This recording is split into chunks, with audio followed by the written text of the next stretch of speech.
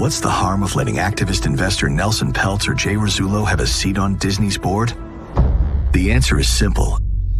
If they succeed, Disney could suffer the same fate as other great companies that Peltz has previously infiltrated, such as GE and DuPont.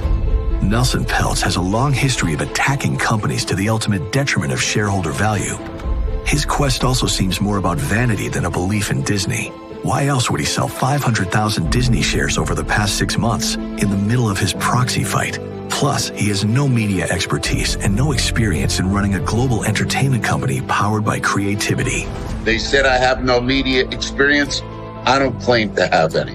And then there's Jay Rizzullo, a former Disney employee who was passed over for a promotion nearly a decade ago. He hasn't been employed since leaving Disney, and the last time he joined the board of a media company, the stock tanked.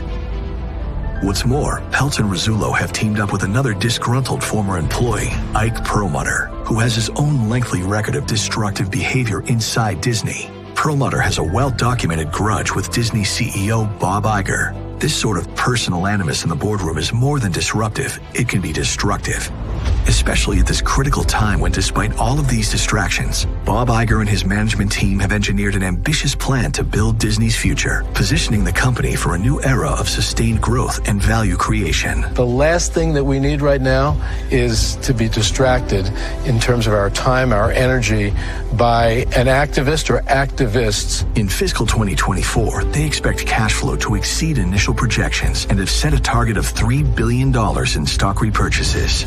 The board also declared a cash dividend of 45 cents per share, an increase of 50% versus the last dividend paid. After a year of significant fixing that made way for a new era of building for growth, the Walt Disney Company has turned a corner and is focused on creating lasting long-term value.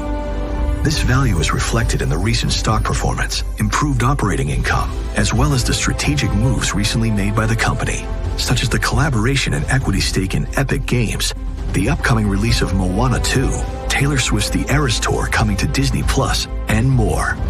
The Disney board is always open to good ideas from engaged shareholders, but a quick glance at Peltz's white paper will reveal a surprising number of questionable proposals that reinforce his clear lack of experience in media, not to mention a litany of factual misstatements and quite a few proposals that Disney is already implementing.